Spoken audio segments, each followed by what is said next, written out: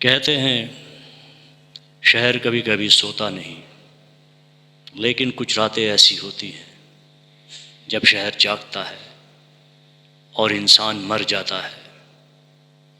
उस रात भी बारिश हो रही थी, हल्की हल्की, धीमी धीमी, जैसे कोई सच को धो देना चाहता हो। एक फ्लैट की लाइट अब भी जली हुई थी, लेकिन अंदर एक आदमी हमेशा के लिए खामोश हो चुका था। एक लड़की, दो बॉयफ्रेंड, एक दोस्त और एक का कत्ल। पर कहानी यहीं ख़त्म नहीं होती, क्योंकि इस कहानी में एक ऐसा इंसान भी था जिसे किसी ने नोटिस नहीं किया, और वही इस कत्ल की सबसे बड़ी गवाही बन गया। लड़की ऐसी कातिल निगाहों वाली, इतनी हसीन, और उसके तेवर और उसका जलवा इस तरह का था कि उसका हर कोई आशिक और दीवाना हो जाए। उस लड़की ने दो दो आशिक रखे हुए थे, दो दो बॉयफ्रेंड रखे हुए थे। कहानी गज़ब की है, बहुत ख़तरनाक। कहानी का नाम है खौफनाक खामोशी का चौथा चेहरा। फ्रेंड्स, माई शेडो हार्ट नैरेटिव्स में आपका स्वागत है, वेलकम है, खुशामदीद है। चैनल को काइंडली सब्सक्राइब कर लीजिए, वीडियो को लाइक और शेयर कीजिएगा। शेयर अवश्य किया करें वीडियो को, उससे किसी न किसी को तो लाभ ज़रूर होगा। कहानी को शुरू करते हैं। कहानी है खौफनाक खामोशी का चौथा चेहरा। आरोही वर्मा, खूबसूरत, तेज़ दिमाग वाली और लोगों को अपनी तरफ खींच लेने वाली लड़की। वो जैसी दिखती थी वैसी थी नहीं। उसकी ज़िंदगी में दो लड़के थे, कबीर गुस्सैल, प्यार में हदें पार कर देने वाला, बहुत गुस्से वाला, एकदम आपे से बाहर हो जाने वाला। दूसरा नील, शांत, सुशील, शीतल, कंट्रोल पसंद करने वाला, हर बात को दिमाग से तोलने वाला, बहुत खामोश और शांत रहने वाला, बड़ा खुश मिजाज, अच्छे मिजाज का लड़का। और फिर था राहुल सेन, नील का दोस्त, जो कुछ जानता था, बहुत ज़्यादा ही जानता था, और इसी वजह से अब जिंदा नहीं था। रात के 11:47 फ्लैट से तेज चीख आई। पड़ोसी दौड़े, दरवाज़ा खोला गया और सामने था राहुल का डेड बॉडी। सीने में एक ही चाकू का वार, सीधा दिल पर। कमरा साफ था, ना कोई लूट खसोट, ना तोड़ फोड़। पुलिस समझ गई कि ये कत्ल नफरत से किया गया था। इंस्पेक्टर राघव प्रताप सिंह मौके पर पहुंचा। उसने लाश को देखा, फिर कमरे को, और फिर खुद से कहा, कातिल यहीं कहीं है। कातिल बहुत शातिर और चालाक है, कोई सबूत छोड़कर नहीं गया। इस कातिल को पकड़ना तो मेरे लिए चैलेंज बन चुका है। इसको मैं ज़रूर पकड़ूंगा, चाहे कुछ भी हो जाए। पहला शक कबीर पर गया। पुरानी लड़ाइयाँ, गुस्सा, जलन। पूछताछ में राघव बोला, उस रात तुम कहाँ थे? कबीर हंसा, साहब, गुस्सा होना कत्ल नहीं होता। लेकिन उसकी शर्ट पर एक खून का छोटा सा दाग था। कबीर बोला, मैंने राहुल को नहीं मारा, मैंने राहुल को नहीं मारा सर। अगर मारता तो छुपता नहीं।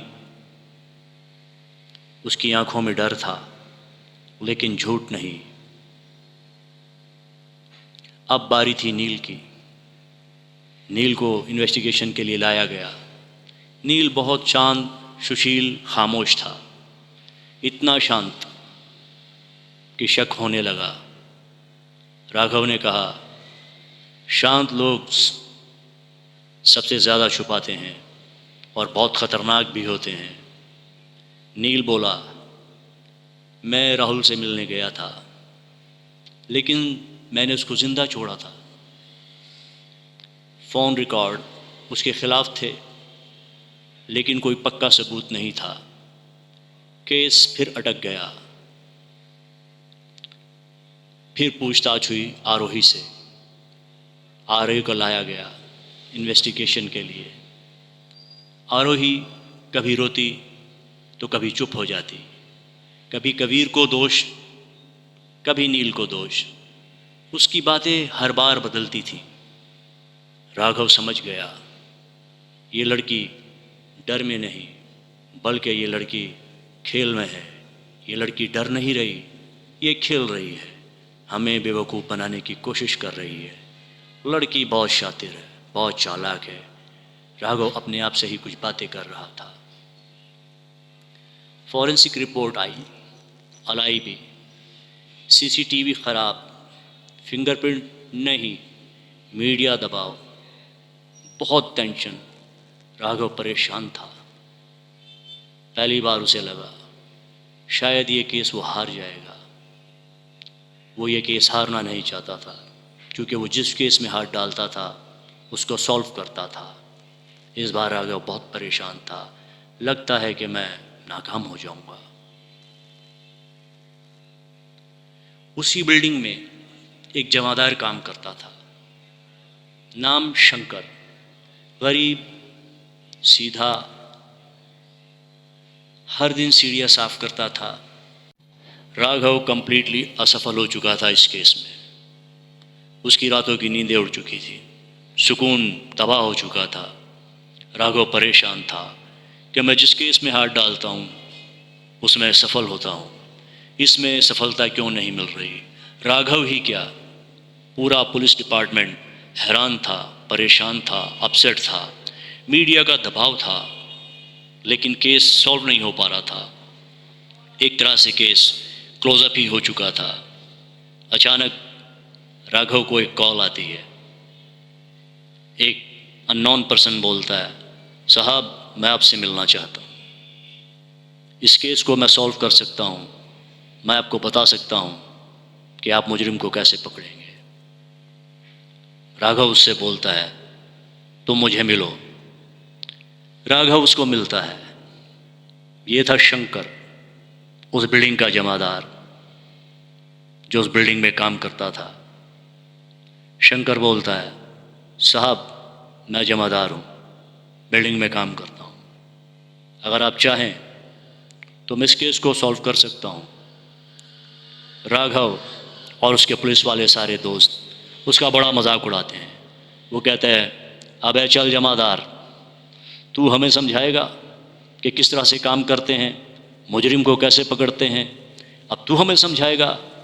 उसकी इंसल्ट करते हैं बहुत, उसका हंसी मजाक उड़ाते हैं। शंकर उदास हो जाता है, शंकर बहुत परेशान होता है। वो सोचता है मैं गरीब हूँ। शंकर बोलता है, साहब मैं गरीब हूँ, जमादार हूँ, तो आप मेरा मजाक उड़ा रहे हैं।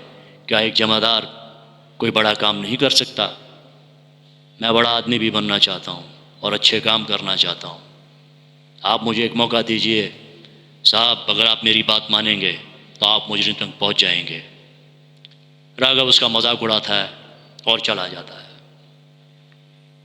लेकिन कुछ वक्त के बाद जब केस में नाकामी पर नाकामी हो रही थी, राघव सोचता है कि मुझे शंकर से मिलना चाहिए। हो सकता है शंकर कोई ऐसा रास्ता बता दे कि हम केस को सॉल्व कर सकें।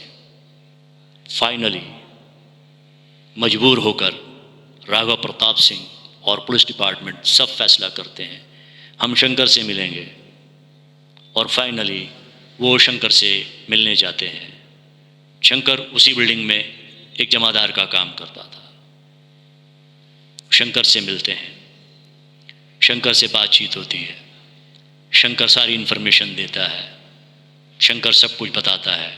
साहब मैं आपको सब कुछ बताता हूँ, आप सिर्फ नोट करते जाइए। राघव ज़रा गुस्से में बोला, उस रात तुमने कुछ देखा?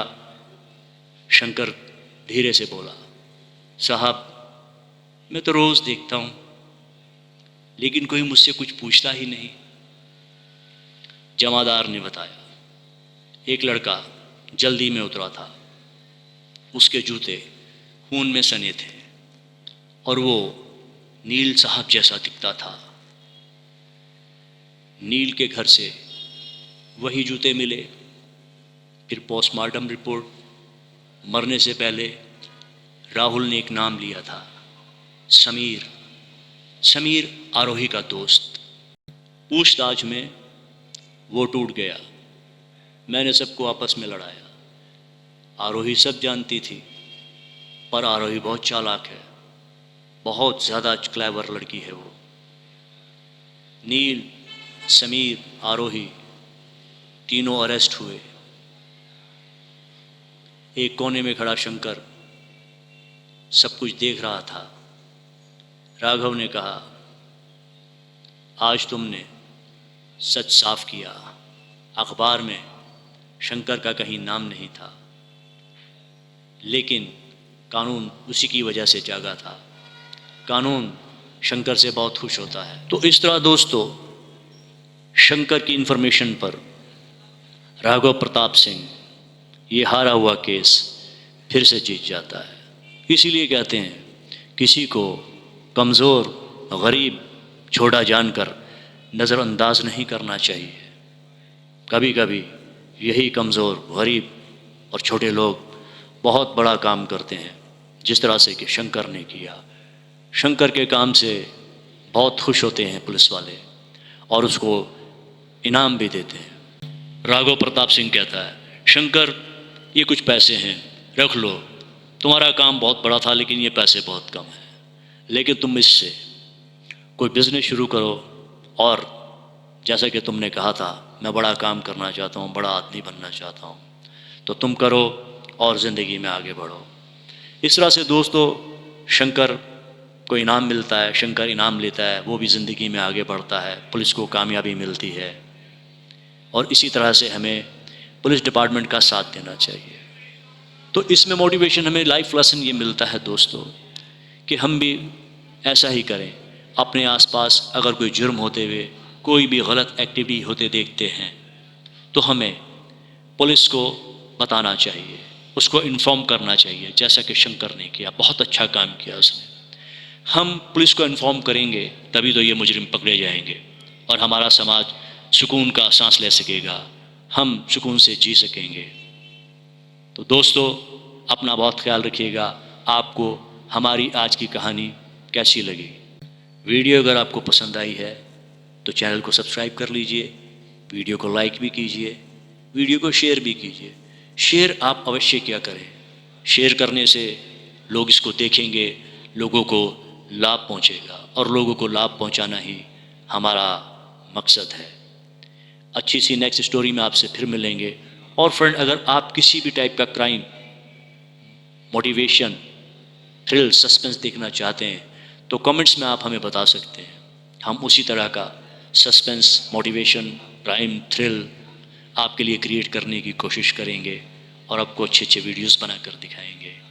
नेक्स्ट वीडियो में आपसे फिर मुलाकात होगी। तब तक के लिए अपना ख्याल रखिएगा, आसपास का ख्याल रखिएगा। Bye bye.